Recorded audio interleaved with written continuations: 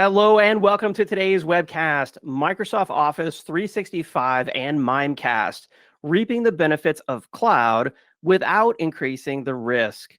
Today's event is brought to you by Mimecast and produced by Actual Tech Media. My name is David Davis, and I'm excited to be your moderator for today's event. Now, before I introduce you to today's star speaker, first we have a little bit of housekeeping here we need to do. We want this, first off, to be an educational event. So we encourage you to use the questions box there in the GoToWebinar control panel to ask as many questions as you'd like.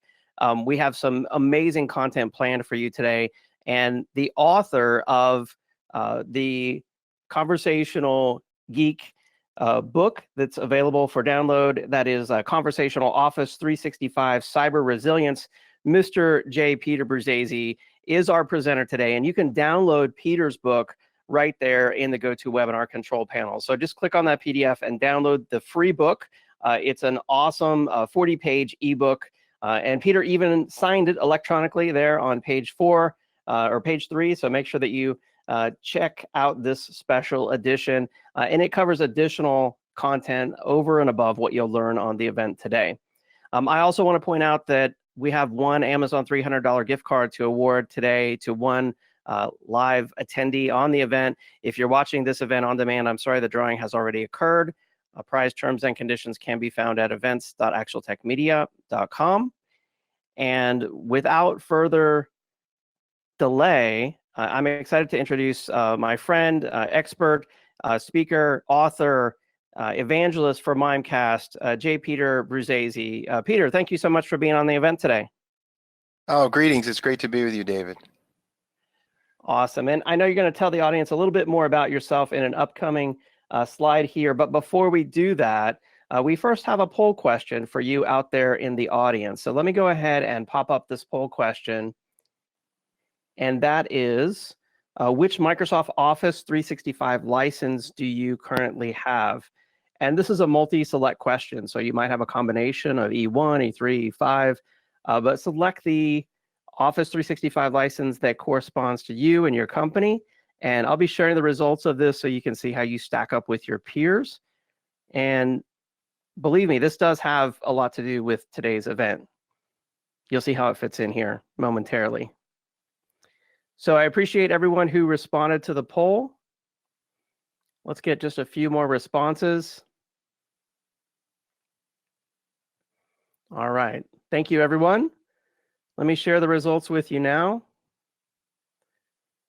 And Peter, so it looks like 46% said that they're currently using E3, 33% are using E1, 20% are using E5, and 23% on the event today currently aren't using Office 365. So what's your take on how those licenses stack up? That's somewhat surprising. I mean, it's not surprising to see that E3 is the biggest winner there. I think that that's the one that has the most value in terms of it offers the Office, installed version of Office for Office, let's say Word, Excel, PowerPoint, and so forth. Surprised that E5 is at 20%. That's higher than I expected. But the number for those not currently not using Office 365 at all, 23%, that's surprising. So I wonder, still if there are folks who are concerned about moving their data to the cloud, or if they're still concerned with those types of issues, or if they just are in industries that require them to remain on-prem for the moment. But yeah, that number is a little surprising to me. Excellent. And we actually have a follow-up poll question, I know, later in the event where we will be asking, what's keeping you from moving to Office 365, or what are you concerned about if you do move? And so we'll be investigating that 23% specifically a little bit later in the event. But for now, I'm excited to hand it over to Mr. Peter Bruzzese. Take it away, Peter. All right. So you gave me such a glowing start to this. I hope I can live up to the hype. Let me just introduce myself a little bit, talk about what I do, who I am, and so forth. So I'm an 8-time awarded Microsoft MVP. I was awarded initially for Exchange Server, and then for Office 365, and then for Office Apps and Services. So it kind of bounces around depending on what the buckets are that they look at, and they've changed over the years. But that's a real privilege to have had those awards in the past. I look forward to a 9th award at some point. I'm also the co-founder of both cliptraining.com and conversationalgeek.com. So the Conversational Geek book, it's really a nice opportunity for me to share the thoughts that I have regarding this discussion of cyber resilience, which we'll talk about, as well as share my views of Mimecast and what they do. And I try to do it from a conversational perspective, as if I'm having a conversation with the reader. As you can see here on the slide, I'm also a technical author, a technical speaker. I've been a journalist for many years. I was a journalist for InfoWorld for a decade, an instructor for Pluralsight, and the Mimecast strategic technical consultant and tech evangelist. And so I get an opportunity with having so many hats to look at this subject from a variety of different angles, try not to drink anyone's Kool-Aid to too great a degree, whether it's Mimecast or Microsoft or anyone else, and present an honest discussion about where things are at with Office 365, where are the needs to bolster the solution and enhance it, and what are some of the solutions that are out there to do that. So Dave, when we look at Office 365, obviously it's just growing in leaps and bounds. Years ago, I'll tell you an honest story. So years ago, I was noted as Mr. Anti-Cloud.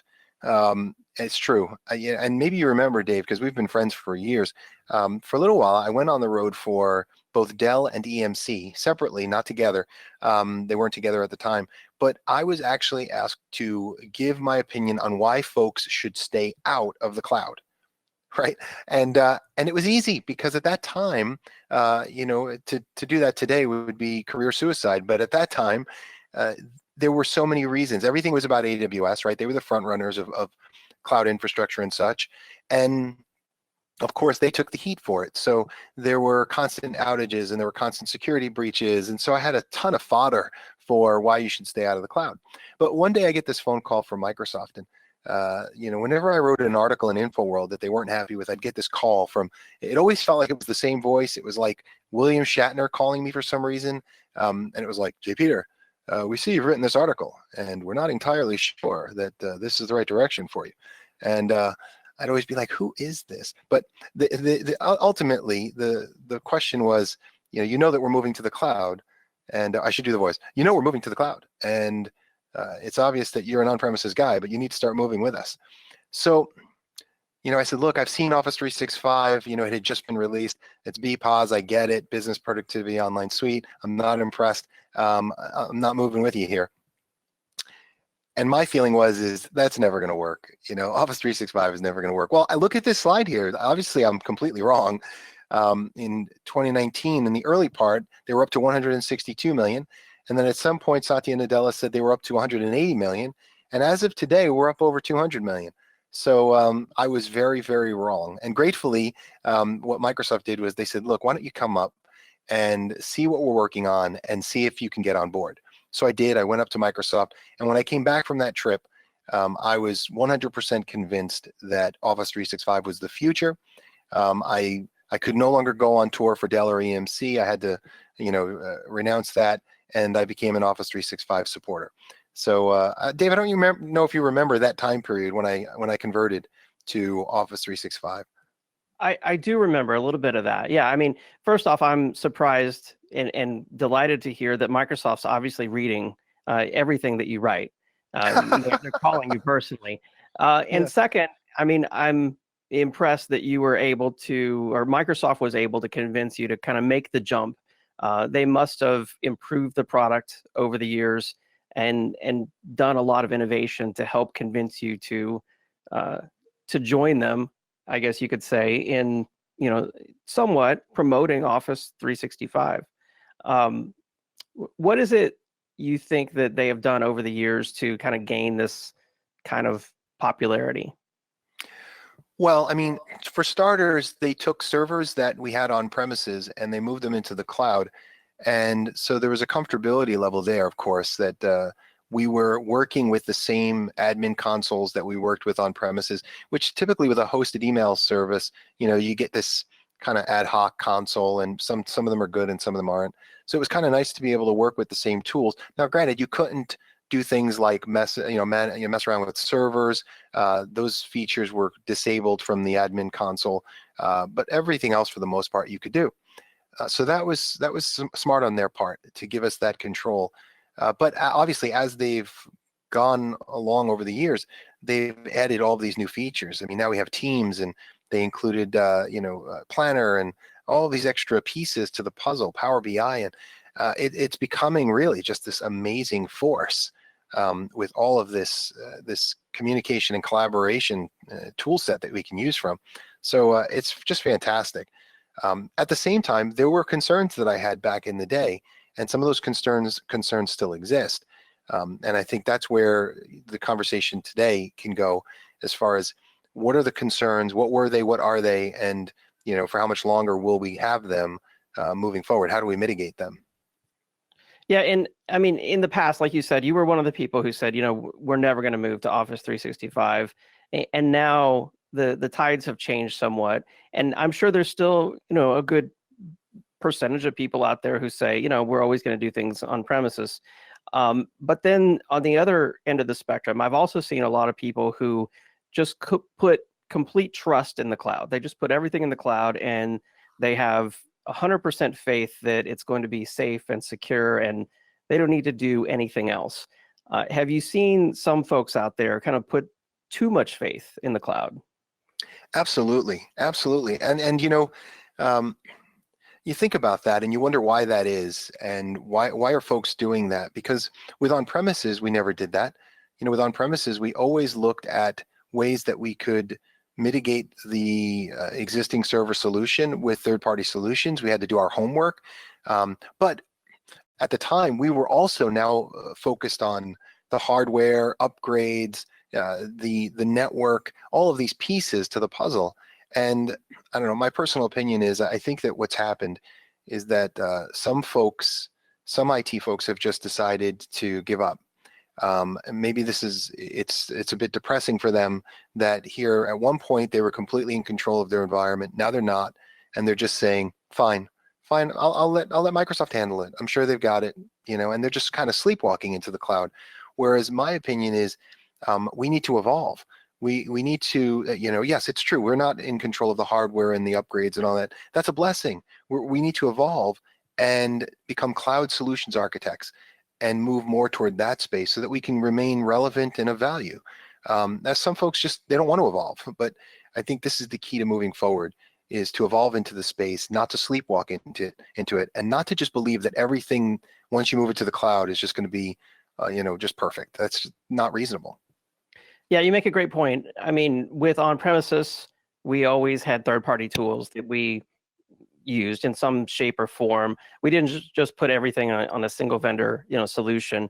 And when we moved to the cloud, we still have this, they call it the shared responsibility model. No matter which cloud you adopt, they have this shared responsibility model. And I kind of think of it as the piece of tape that goes down the middle of the room. In some of these shows, like I think there was an I Love Lucy episode, there was a Brady Bunch episode, there was probably I think there was a Full House episode, probably some more recent episodes of these sitcoms where they're fighting over some room, they put a piece of tape down the middle, and then they have this shared responsibility where they have to split up the room. And I kind of think of the cloud almost like that, where yes, Microsoft is going to take care of email delivery and storing my email, and there's a list of things they're going to do, but there's also a list of things that you still need to take care of, and they might have some features to help you with that, depending on which license you get, or they might not. Is that kind of how you see it as well? I do. Although right now I'm very distracted thinking about how many other TV shows put that white line down the middle of the room. And when this thing is over, that's what I'm going to be spending my time doing, researching that, which makes me also think about the number of times in a TV show you had that whole like locked in a freezer, or locked in the vault, or like some kind of scenario where people get locked in because the knucklehead forgot to put the stopper by the door, and it closes and everyone goes, oh no. And so yeah, now I'm completely distracted. I don't even know how I'm going to finish the rest of this discussion. Okay, you can't get me started about cloud lock-in, or else we're gonna go in a different direction, and we're never gonna finish the webinar. So let me get you back to your content here. Go ahead, proceed. Okay, very good. Well, so we've been talking about things like on-premises servers, right? And I think it's very important to remember that with Exchange Server, which in my opinion is the finest solution Microsoft has ever come up with. I know they've come up with a lot, and there have been some that have tanked, but Exchange to me is the best thing they've ever created. And I think that across the board, you'll find that over the years, this is the solution that has had the least number of complaints, right? Nevertheless, with Exchange Server, it's rare, if ever, and I'll say in my case, never, that you go into an environment and someone says, hey, here's our Exchange server or our Exchange servers, and that's it. That's all we have. That's never the case. There's always this ecosystem set of solutions that surround Exchange, whether it's a backup recovery solution, an archive solution, some kind of security gateway, and or monitoring solution. And there's a host of others. In fact, entire industries have been built off of these gaps that are in Exchange Server. And it's not a slight against Microsoft to enhance what they've given us. They've done an amazing job, but we want to enhance that with these third-party solutions. But now things change a little bit when we move to Office 365. They don't change necessarily in the needs. There's still a need for, let's say, a backup recovery solution, because there is no backup of Office 365. Microsoft uses native data protection for your email, so you have an active copy and multiple passive copies, and the passive copies are strewn between two different data centers. So it's a fantastic solution for up to the moment recoverability or failover from one database to another. But in the event of a need to do a point-in-time recovery, well, there's no backup. So that data, that if it gets deleted by the end user, it's gone forever. Now, there is a deleted item retention time, but that time is 14 days by default. You can up it to 30 days, but that's it. So there's still these needs. Monitoring. Microsoft provides some monitoring and reporting, but you may want more. In fact, entire organizations are springing up over this. We have SaaS management platform solutions that are tying together admin consoles and providing greater PowerShell reports and so forth. So there's still a lot of gaps in the services. And I think some of the biggest ones are in the security and archiving space. We have a tremendous need to look at security, what Microsoft offers out of the box, what you can add to it from Microsoft, and then what third-party organizations offer, and look at ways that we can bolster this. And then when you look at that combined with the archiving and backup recovery, when you put it all together, ultimately what you're really trying to figure out is a cyber resilience solution. Now, a lot of folks, they may think that's a buzzword, cyber resilience. What does that mean? A lot of folks think that means to figure out a way to look at the before an attack or outage and fix that problem. You'll see a lot of solutions out there that tell you we can prevent an attack. We will focus on the before. So if an email came in with some type of a, let's say, a spear phishing attack, impersonation attack, a ransomware, a malware attack, we're going to stop it. And hey, that's great. There's nothing wrong with a before approach to cyber resilience. But being more realistic and understanding that that doesn't mean that you're going to have a silver bullet and everything is now protected. Preparing for the fact that you might have an attack that gets through, or preparing for an outage of Office 365. This expands the coverage to during and after. So cyber resilience focuses on before, during, and after an attack or outage. And it has to look at multiple things. It has to look at threat protection, to be sure. So the before, as well as data loss or data leak prevention. It has to look at adaptability, whether that's threat intel or end user training, all of these extra pieces. Recoverability in the event there is some type of disaster in play. Durability, so the availability of the services themselves and keeping them up. All of that comes into a cyber resilience plan. That's why I keep saying you can't just sleepwalk into the cloud. You can't just say, all right, we're moving our mailboxes to Office 365, game over. No, there's a lot more to do here, just like you did with Exchange on premises. It's just that things change when you move to the cloud. The biggest change being that you need an all-in-one solution, not where with on-premises you could pick a variety of different solutions, best of breed, best in class, Gartner Magic Quadrant. You still want all of that, but you want it in an all-in-one because you don't want to daisy chain multiple solutions onto the front end of Office 365. You'll add to points of failure, you'll add to the latency of your email delivering. So all of these things have to be considered. You're looking for an all-in-one solution that can provide cyber resilience. Unfortunately, there aren't that many out there. Everything in the past was developed in silos. So you had a great security solution, a great archiving solution, a great monitoring solution, but they didn't do all three. And that's where, when the dust has kind of settled here, there are only a handful of organizations that can even claim to be an all-in-one. And many of those are just sort of Frankensteining solutions together. Whereas, in my personal opinion, Mimecast, they have a solution that was built from the ground up. It was built in the cloud for the cloud. So it's not like it's one of these solutions that was built on-prem and then is like kind of jimmy rigged to work in the cloud.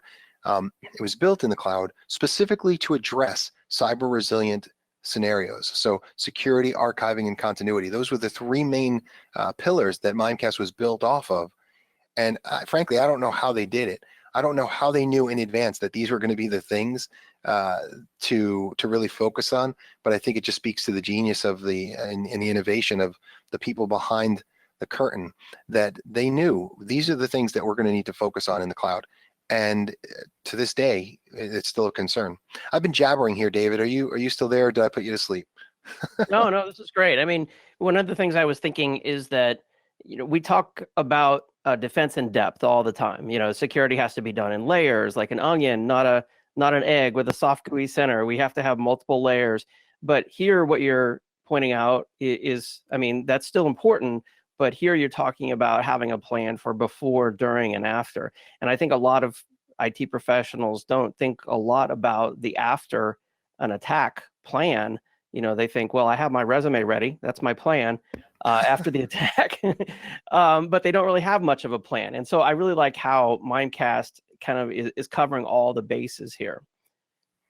Yeah, it's a smart move. And I think it takes a lot of honesty to come up with that, from the perspective of, again, no silver bullet. So although we want to avoid you having to face an attack, the reality is that on the front end, we do our best to protect everything, but there are a lot of other ways that attacks can enter your organization. I mean, email does speak to the 90+% of all attacks, right? But then what about other types of communication and collaboration tools? Now we have Teams, we have OneDrive, we have Dropbox and Shadow IT and all these things. Now Mimecast is continuing to evolve to try to help folks with all of those extra pieces as well, right up to the security awareness side. So Mimecast provides a DNS secure gateway solution. They provide a Shadow IT solution to help to monitor and analyze and block Shadow IT solutions that or apps that you may not want in your environment. They have security awareness training that is just so funny that it can't help but be effective, because the end users, they just love it because it's funny. So they drop their guard thinking that they're learning something, when in reality they are learning something. And they're really learning not to click every link that comes their way. So, I mean, Mimecast is really trying to help along the entire cyber threat kill chain there. And then, of course, working in conjunction with what's already built into Office 365 to assist the end users in areas, where we can work together. Yeah, you make a great point. And I've got some more questions for you, actually. But while we do that, why don't I bring up this next poll question? Because I'd like to hear what the audience is concerned about when it comes to Office 365. So the question on the screen is, what are your greatest security concerns with using Office 365? So we've got malware, ransomware, phishing, impersonation attacks are all on the list there, and you can choose multiple. And Pete, one of the questions I wanted to ask you is, you mentioned that Microsoft does have security tools in different licensing, levels or editions. Why should people use Mimecast instead of Microsoft's tools? I mean, what do you see as the key differentiator? Well, that's a great question. I think sometimes it just comes down to understanding what's being provided, and then breaking it down by features and efficacy. So we're going to talk about efficacy in a little bit, but when I look at what Microsoft provides, it starts off with Exchange Online Protection, which is free to everyone. It doesn't matter what plan you have. And that's, to me, I liken that to, let's say you go to a builder and you ask him to build you a house, and he's the best builder in all the land. And he says, I'm going to give you an amazing house. So, that's being done. And he says, and here's what I'm going to do. I'm going to put this 2-foot picket fence around your property, and you're just going to love it. Now, let's be honest, the house is amazing. It's beautiful. And in this case, we're talking about Office 365. They've done an amazing job. There's so many rooms in this house, and it's just fantastic. But you live in a very dangerous neighborhood called the internet, and a 2-foot fence, it'll keep the critters out, but it won't really do much against opportunistic crime and targeted attacks. So when we look at Exchange Online Protection, it provides basic anti-spam, anti-malware, some impersonations, and domain spoofing and such, but it really is limited. So now Microsoft knows that, which is why they've turned around and they offer a solution called Advanced Threat Protection. Now, this is something that you can purchase a la carte with any plan that you have, or it comes with part of E5. And E5 includes a variety of additional bells and whistles in the security space that you don't get with E3, let's say with an a la carte advanced threat protection piece. But advanced threat protection provides safe attachments and safe links. So they do sandboxing of attachments. They also do a URL protection. They do they'll check the URL out to make sure that it's safe before they let you go there. And to me, I liken this to a 4 or 5 foot fence that'll help to protect you against things that are like opportunistic attacks, drive-bys, where folks are just looking for those that have no security and they're looking for low-hanging fruit. However, I think if you want more than that, if you need something that's a little more robust, a fence that's like 10 foot with barbed wire, sentinels, guard dogs, security cameras, at that point you start looking for third-party solutions, something that's just incredibly aggressive and next level, not just cutting edge, but bleeding edge in terms of the innovation and the security capabilities. So obviously Microsoft is working really hard to improve their security story as well as their security solution and their efficacy. But currently, I feel that there's a need to look at these third-party solutions and see if they meet your needs from both a feature standpoint as well as an efficacy standpoint. So, I guess the poll is probably done, but I'm curious to see what everybody, oh, look at that. It's almost even. Yeah, so I was corrected by the audience. Thank you. This was a single select question, so you had to choose your greatest security concern, a single concern, not multiple. So yeah, the winner here, if you can call it a winner, is phishing. That's the greatest security concern from the audience today, followed by impersonation attacks and ransomware. What's your take on that, Pete? Yeah, I think that's fair. I think that it should be even. I think that just being afraid of one type of attack is a bit of a mistake. So I think it's fair that the audience is divided on this almost equally, and that's smart. Any one of these things can get into your environment and can cause a big problem. So, yeah. And really, the only wrong answer to that poll was we aren't concerned about security at all, right? Right. That would be a wrong answer. That would be a don't even bother getting your resume together answer. Right. So very good. So here's the thing. Obviously, security is a concern with Office 365, and again, not a slight against Microsoft in that regard. Here, let me just go to some of the points here. Here's what I look at. We talk about defense in depth, and does it make sense to use the same vendor for our security that we use for everything else? Like, for example, Microsoft is providing the platform for our, it's the SaaS solution and the platform for our email. Should we also use them for security? Some would say yes, right? Others would say, well, I don't know. Think about Windows. So we have our Windows systems. Ultimately, it's a monoculture, right? There's there's however many hundreds of millions of Windows systems. And if you find a breach, through one of them, then all of them are equally at risk, right? But you'd say, well, no, mine aren't as at risk as the next person because I use such and such endpoint protection, or I'm using special group policy settings, or whatever it is. So you have a way that you can differentiate your Windows system from the company across the street. And you know that you need to do that because otherwise, if it's just flat Windows, you are at risk. And not many people decide to go with just Windows Defender. Although it's a fine solution, it may not give them the flexibility they're looking for or those extra features or efficacy that they're looking for. So everybody's pretty much okay with that, going with another solution on top of Windows helps to break that security monoculture up. But when it comes to the greatest risk, which is email, 90+%, and some have it as high as 96, 97% of all threats come through email, a lot of folks are willing to just go all in with Microsoft on this. Now, that's your decision. As we discussed, EOP, ATP, these are solutions that, ATP is definitely something that Microsoft is continuing to build upon. And they have a tremendous amount of threat intel as a result of having over 200 million users. It's sort of a herd vulnerability approach where some members of the herd are going to be attacked and they're going to be victimized. And then ultimately, the other members of the herd will be protected as a result. In the case of third parties like Mimecast, they can't afford for that kind of approach. They can't allow anyone in the herd to be victimized. They have to secure all of them. So that leads them to some pretty innovative features. So I'll give you some examples as far as why you would go with a Mimecast over others.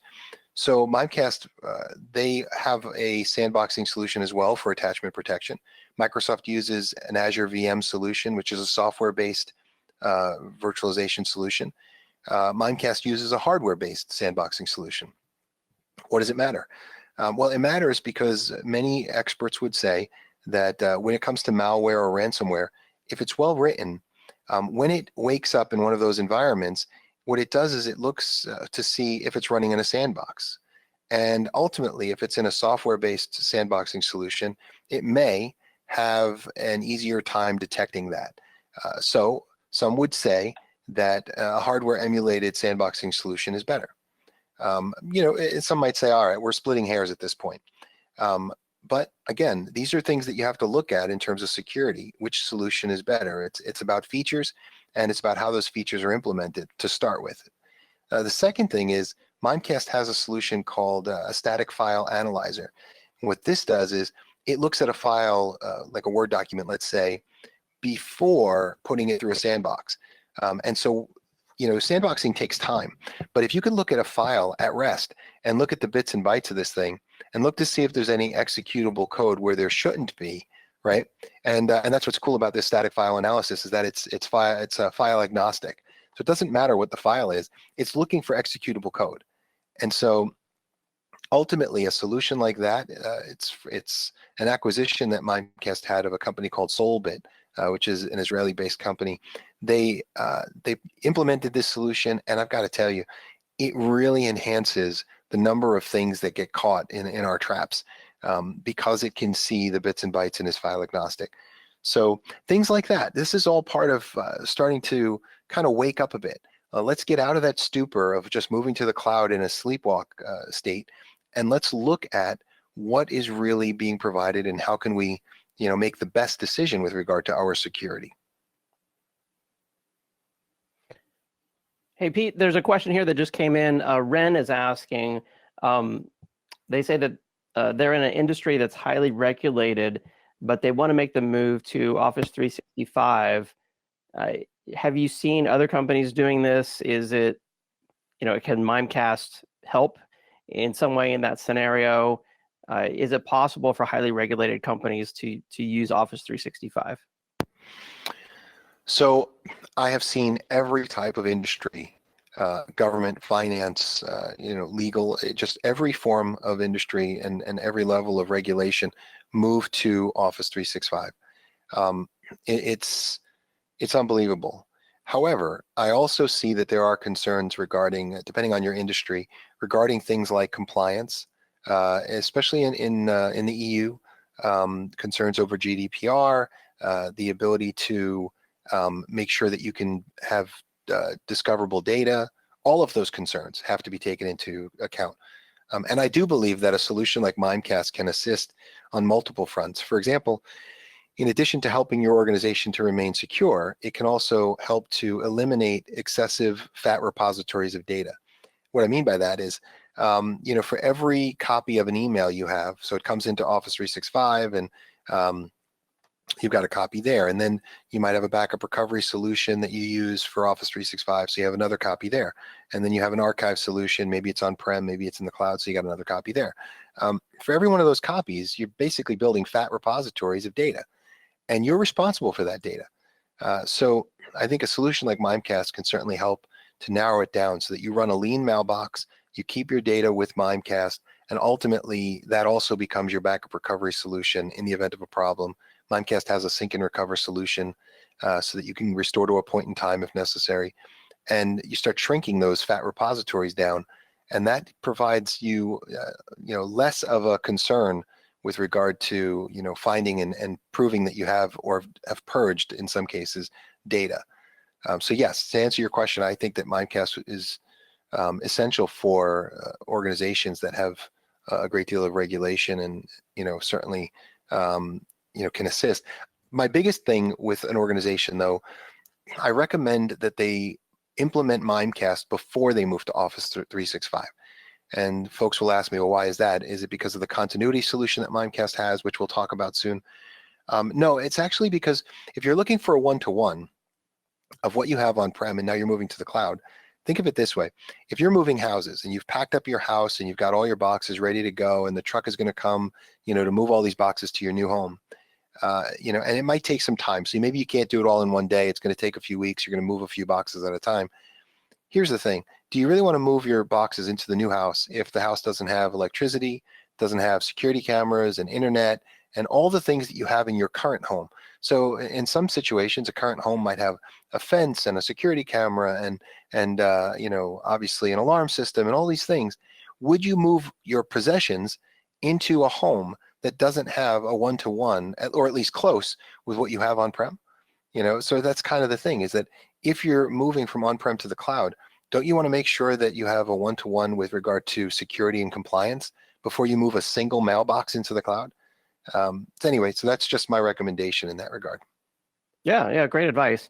Let's see, there's a few more questions here maybe we should handle right now while we're talking about security. One is Bruno's asking, does Office 365 have a backup, archiving, and phishing security solution built in?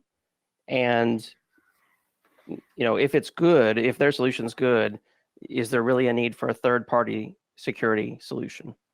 Gotcha. Okay, so I'm going to take those in pieces. So they have an attack simulator as part of E5, which provides a very limited fake phishing type simulation. It's not as advanced as third-party solutions out there that have kind of claimed that space. So they're just getting started with that. They do have an archive solution. I don't personally think it's I won't use the word archive for it. We're going to talk about that in a minute, so I'll save that piece. But in terms of their, ultimately, what was the first part, David? Was it backup?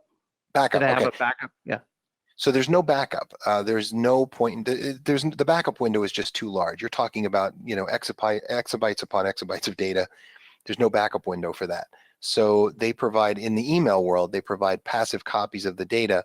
I believe one of those copies is lagged, but it's not something that you can personally access to recover information from. They use that in order to remain, up to date and secure with regard to a failover if necessary. But that's not a backup. So in the event of some type of an attack, let's say, where a user opts in and the actual mailbox itself becomes encrypted, which is possible, in that case, you'll either have to pay the ransom or you'll have to restore from a backup. And if you don't have a backup, you have to pay the ransom. So there's no backup. Sometimes I say that at events and somebody raises their hand and they say, J. Peter, if I have a problem, I'm just going to call Microsoft and they're going to restore my backup. And it's like, no, listen. I've said it before, they don't have a backup. And they're like, right. But I pay for the extra super duper plan. And so I'm going to get a backup. It's like, once again, no, not going to get a backup.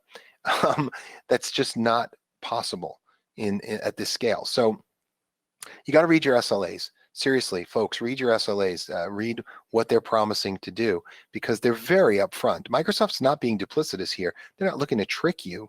They say straight up what they do and don't do. So But before we lose time, because I definitely want to address this archive question, let me finish up the security discussion real quick here so we can jump to the archive part of the question, because I think that's a valuable part of this conversation. Is that all right, Dave? Excellent. Yep. Carry on.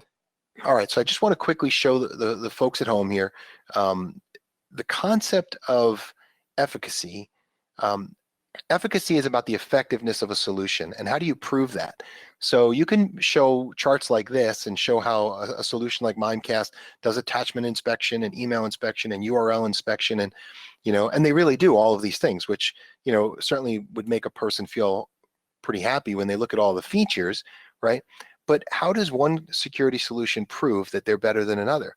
That seems almost impossible, in most cases, but not with email. With email, there's a way for Mimecast to prove its efficacy, especially over Office 365. So here's an example of what they'll do. They do an ESRA, or a security assessment, where email comes through the primary security solution, and let's say EOP and ATP, and it gets BCC'd over to Mimecast once it's in the inbox. So it gets through to the inbox, and then Mimecast takes a second look, right? Now, with something like this, it gives EOP and ATP a chance to scrub this email first, right? So what's the average? What is typically seen by Mimecast? I'm going to just show first one typical ESRA that I like to point out. This was a 30-day period where 1.5 million emails came through, and Microsoft, scanned it first with EOP and ATP, 2,500 users for 30 days. Mimecast caught 250 plus thousand emails that had problems. That's about 1/6 of all of the email that came through that was supposedly clean. Now, to be fair, right, if we look at the funnel will show you that the top portion, almost all of it was spam, right? Remember, this is 30 days. So 250,000 pieces of this, email that came in was spam, which is odd because Microsoft, just like Mimecast, they're using anti-spam agents that third parties have come up with, and everybody's kind of using similar anti-spam agents. I don't know why there's so much spam that comes through Office 365, but I think it's because the settings are set so that there aren't an excessive number of false positives, and then ultimately that becomes people getting frustrated and upset about it. So I think they're running a little loose on this anti-spam. But if you look at the rest of the funnel, there were 17 dangerous file types caught, 20 malware attachments, 7 were caught with heuristics, 13 were caught with AV file signatures. There was 1 caught by sandboxing. So we're looking at 38 files in the course of a month that were allowed to get to the end user, right? Then there were 454 impersonation attacks, which is just off the charts ridiculous in terms of that number coming through. But here's the thing, 38, that's not like a massive number. That's not 38,000, but it's 38. So it shows that the Microsoft solution is doing something, but to allow 38 pieces to get through would mean, if that's acceptable to you, you're basically saying that you are confident that your end user, your last line of defense, your human firewall is going to be able to avoid opening the attachment or clicking the link or whatever it is, that you are confident that they can handle that. When your technology is completely, failed at this point and it's gotten through, you are confident that every month 30 or 40 pieces of super dangerous email is going to be okay. That's a bit of a risk, that's a leap. And the question is, do you have to be that confident in the human firewall when you have solutions out there that would have caught these pieces? And that's where Mimecast, they have this other funnel. This is one that was from August, and there'll be a new one coming out soon.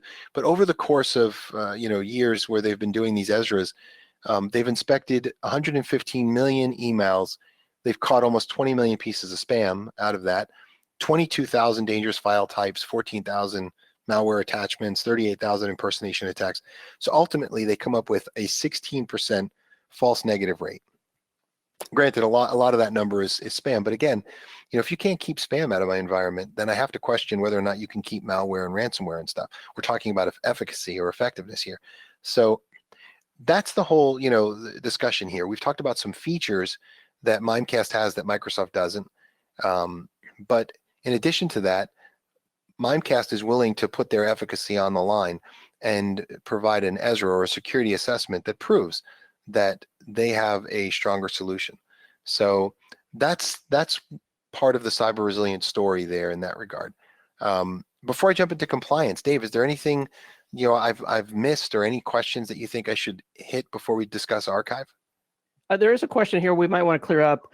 They're asking, is it redundant to have Mimecast, which could also be used as a cloud email repository solution as well as Office 365? So maybe another way to say that is, like, why not just use Mimecast for my email? Okay, so that's a good question. So Mimecast doesn't provide that type of solution. They don't provide just email. If you wanted a hosted email solution, that's just not the game they're in. In fact, it may sound in this conversation as if what we're trying to say is that Mimecast is competing with Microsoft. That's not the case. It may be viewed that way along the lines of certain features of Office 365, like whether we're discussing security or archive. These are features. But in reality, what Mimecast does is it bolts onto Office 365. It surrounds it and it enhances it. It makes it better. That's the goal. That's what Mimecast is trying to accomplish. They're trying to give you a better cyber resilient strategy and solution. They don't want to compete with Microsoft on the email space level. They want to surround your Office 365, whether it's Exchange Online or Exchange On-Prem, which they handle really any email solution and surround it. But that's their goal. Now, keep in mind, if the question is, I already have Microsoft's EOP, and or maybe I even have an E5 license, which includes ATP. Am I getting redundancy with Mimecast and so forth? Just from an email security perspective and defense in depth, once you bolt Mimecast onto the front end, you're actually interfering with Microsoft's ability to do their side of security. What I mean by that is, emails coming through, Mimecast will alter the URL and will rewrite that URL so that even if you forward that email to someone else, to outside of non-Mimecast customer, they're still protected because the URL now has to go through Mimecast for resolution. So in doing that, in already checking attachments and changing URLs and so forth, Mimecast becomes your primary security solution. And really, you would want to avoid even turning on your ATP. And EOP will run kind of dormant in the background. You don't have to actually turn it off. I don't even know if you still can. There was a time when you can go into do a remote PowerShell connection and turn it off, but Microsoft never recommended that you do that, and I don't either. So they may have disabled that by now. But yeah, it's you might say, am I using redundant solutions? No, with Mimecast, you're using that solution on the front end. Defense in depth would require you to look at other parts of the cyber threat kill chain and start looking at endpoint protection, user behavior analytics, and other solutions to work in conjunction with Mimecast in order to provide protection. Got it. Okay. So we talked a little bit about compliance for regulated industries and Office 365 and highly regulated industries. I mean, but every company really needs to be compliant in some way, even if it's just internally. I mean, can Mimecast help with compliance as well? Yes. So here's the thing. Compliance, oftentimes, it's about discoverability, right? That's the key. Not just discoverability of the data, but also your ability to surface that data, and in some cases, depending on the situation, to purge that data. In the event after a lawsuit, or there was something that came down where it was said you have to purge data, or let's say a person claimed a right to be forgotten, and email data was included in that right to be forgotten, that data would have to be purged. So in looking at that and looking what Microsoft provides and thinking about whether or not you want to go with a third party, for starters, Exchange never had an archive solution. Now, some are saying, wait a minute, J. Peter, what about in-place archive? Yes, in-place archive is a named feature. It is not an archive, however. The in-place archive feature was actually a PST repository solution, which is smart. It was meant for on-premises so that you could use high-speed disk to handle your primary database, and you could use cheaper disk, or let's say a JBOD array, for your secondary data. So what you could do then is with cheaper disk, you could avoid using quotas. You could get all that PST data. In fact, Microsoft provided a free PST capture tool, although there are others that were really solid too. And you could capture the PST data, put it up in the in-place archive, keep it on cheap disk, and ultimately you would eliminate a pain point, which is PSTs in your environment. That's a good thing. but they named it in-place archive. It's not an archive. Why do I say that? Because an archive ultimately means that the data is read-only. Now, in a modern world, it also means that it's interactive. You can interact with that data, but it's read-only. In other words, the end user can't delete it. By default, Exchange Server and Exchange Online allows the end user to delete data, not only from their inbox, and then it goes into deleted item retention, eventually, and then, it disappears forever. But you have the inbox and the in-place archive. By default, the data is deletable. So you say, all right, so not an archive. Okay, but there is an archive solution, right? So Microsoft looked at that and they said, you know what we can do? We can take another solution called hold. It was legal hold, litigation hold, then it was termed in-place hold, which has a few extra features and some flexibility. But ultimately, the architecture is hold. And what happens is, if you purchase the archive piece or you have E3 licenses or above, ultimately you can put your mailboxes, all of them, you'd have to put all of them on hold. Now, you don't actually do that in the sense that you don't have you won't find that anywhere anymore. You go through the Security and Compliance Center and you put a retention hold on that data, and ultimately behind the scenes, the architecture is still using hold. So what happens there is when email is deleted, it's not really deleted. It never disappears forever. The end user may not see it, and the end user can't search for it, so it's not interactive. But ultimately, it goes into a recoverable items folder, which is hidden. Is that discoverable? Yes. So the admin can then do discovery or e-discovery over that data. So you say, well, wait, in my organization, that's all I need. I just need some basic e-discovery. I'm not looking for enterprise-grade archive. Well, then that solution might work for you. The Microsoft, hold archive solution might work for you. However, in the world that we live in, where again, there's heavy regulations, there's all of these new rules that are coming up for compliance and discovery and so forth, or even purging of data. In that case, it may not work for you. You may need something a little more robust. That's where a solution like Mimecast can, as we talked about earlier, can keep you from running a fat repository of data, and can also allow your data to be discoverable with, enterprise-grade e-discovery tools. As opposed to, there have been some complaints with regard to the types of discoverability you get with the Microsoft solution. For one thing, there's no single pane of glass. So if you're in a hybrid, you have to do multiple types of searches. There is a better, there's an out-of-the-box e-discovery solution, and then there's an Equivio piece. So back in 2015, they acquired a third party called Equivio that gives you better e-discovery. But again, that comes at a cost. So it's something I recommend folks really look at and think about. If they need enterprise-grade archive, if they're concerned about purging of data or anything along those lines, to try to do that in Office 365 is a bit of a nightmare. A lot of it is through remote PowerShell connections, so you're using command line, not a GUI, and it's just not quite at the level of an enterprise-grade archive solution like Mimecast. It's interesting to know. I mean, you assume if it says it has legal hold, it just works. But I'm glad that you're here to educate us on, the fact that there's a lot more to this story that you need to know.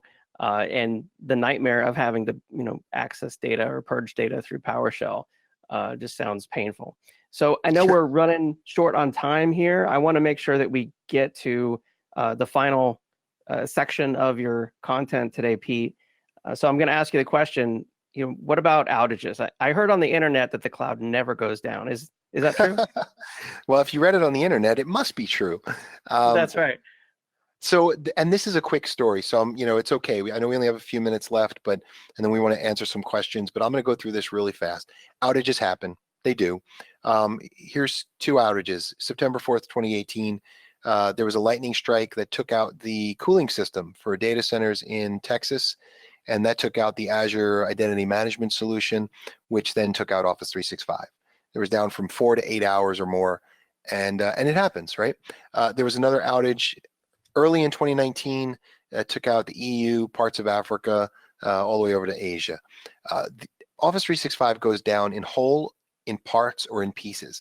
And what I mean by that is sometimes because of either Azure AD or Azure DNS, and you can search this online. You don't have to take my word for it. You could look it up.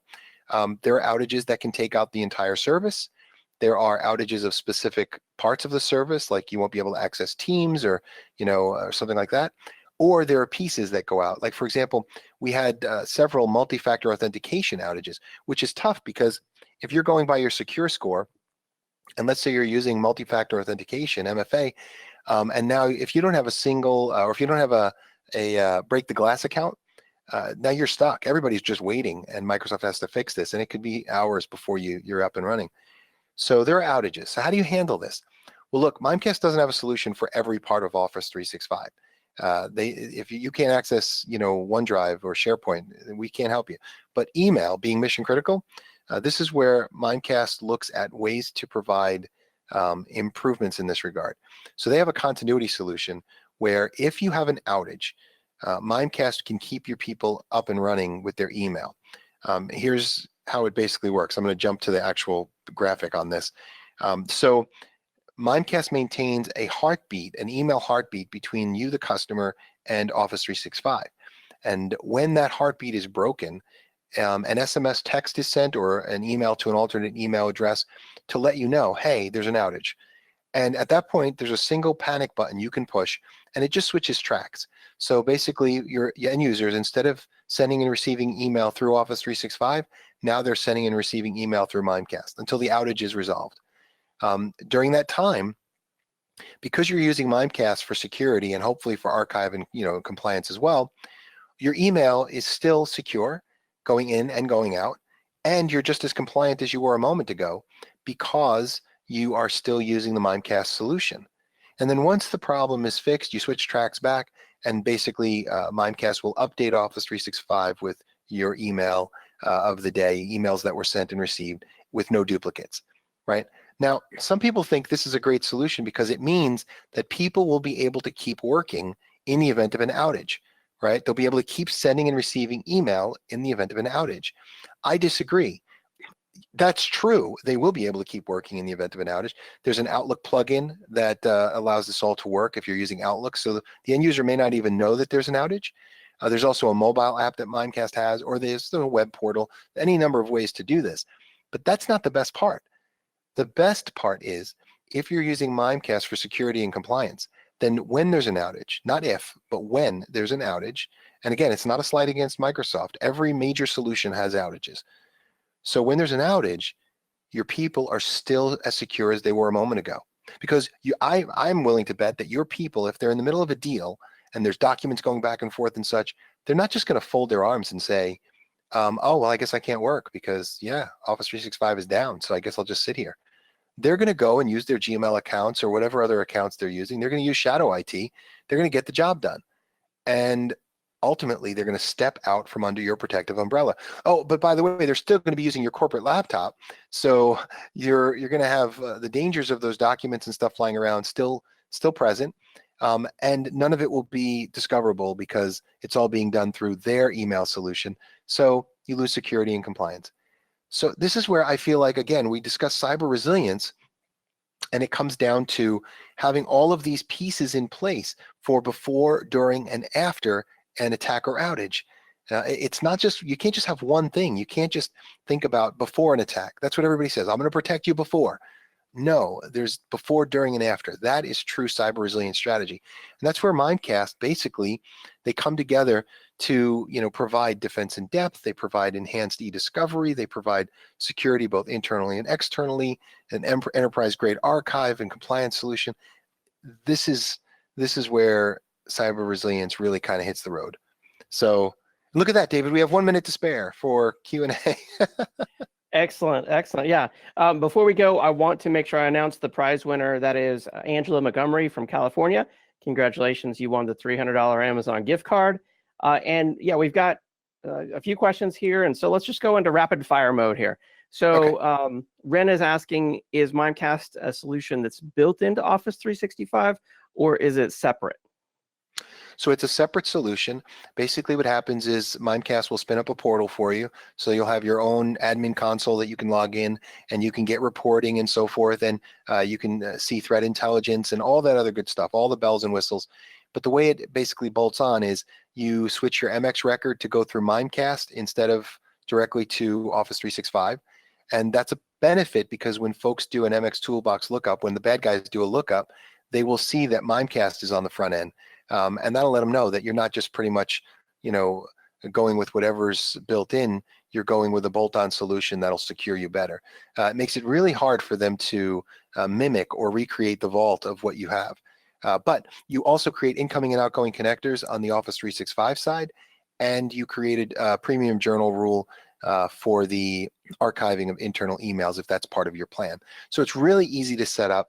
Mimecast says they can, the setup takes about a week all total. I've seen it done in a day, and just an easy solution to connect in. Okay, nice. Does Office 365 provide DMARC authentication? That's a good question because Mimecast actually just acquired a company that they were partnered with for DMARC Analyzer. I think Microsoft provides DMARC information as far as as far as coverage of that, but I'm honestly not entirely sure as to how deep they go. Okay.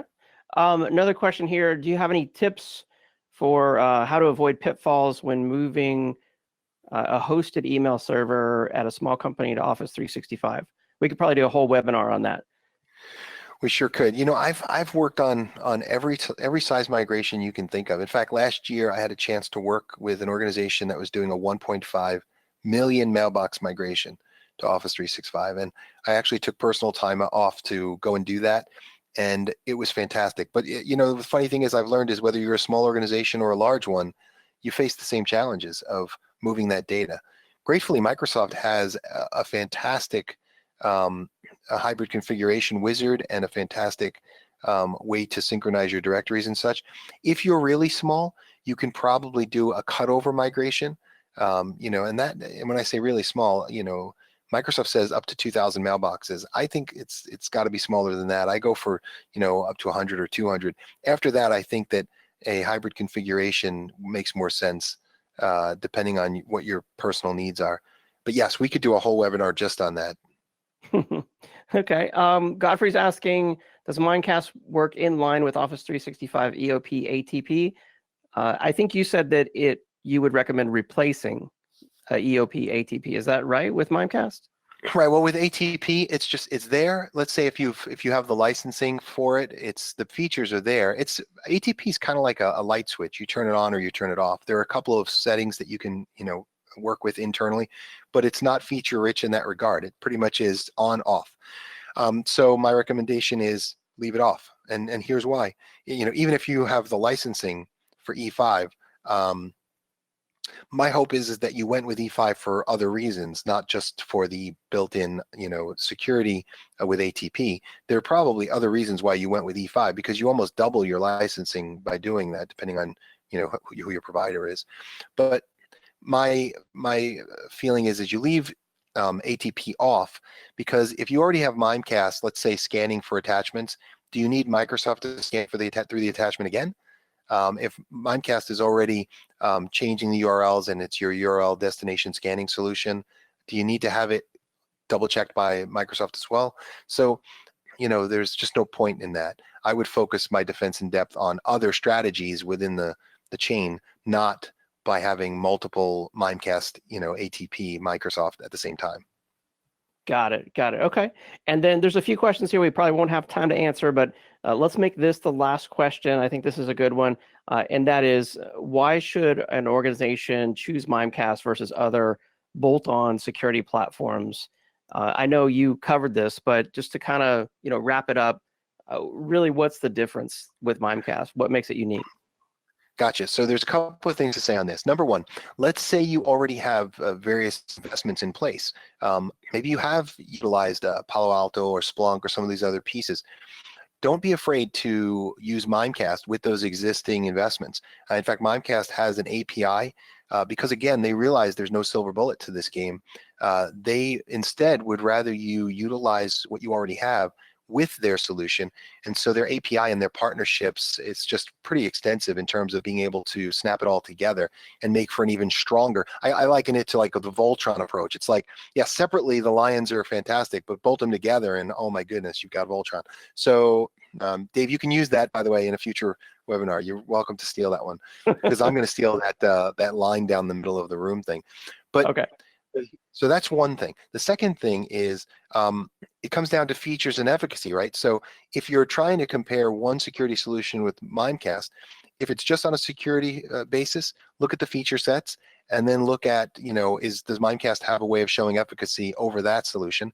No doubt Mimecast has Ezras that show what happens when that solution is in the front and Mimecast is behind it, the same way as I showed you if it was EOP and ATP and Mimecast. And the third thing is, don't just look at the security alone. So if you're kind of on the fence and you're like, they both look like they're really great security-wise and they do similar things and efficacy similar or whatever, look at what else Mimecast does, because Mimecast is an all-in-one solution. As you can see here on this final slide, they handle so many other things, whether it's DNS security gateway, whether it's this new shadow IT piece, whether it's security awareness training, archive and continuity, all of these pieces. And again, continuity is a big part of security when you look at it that way. So I would look at the whole solution that Mimecast provides, not just the one little piece of it. It's a big piece, granted, security, but I would look at the whole solution. Okay, great advice. And I mean, if those answers weren't enough, there's 7 reasons on the screen right now to use Mimecast with Office 365. Pete, it's been tremendous just having you on. So much knowledge, so much wisdom shared around Office 365 and security and cloud. It's been a great event. Thank you so much. You're welcome. It's great to be with you, Dave. And it's great to be with everyone here. And for more information on Mimecast, of course, just visit mimecast.com. Give the solution yourself a try and see how it helps you. Also, don't forget to download Peter's book. It's the conversational guide to Office 365 Cyber Resilience. It's available for download for free right there in your handouts tab. So just click on that and download it. That's all the time we have on today's event. I learned a lot. I hope that you out there in the audience did as well. Have a great day, and we'll see you next time.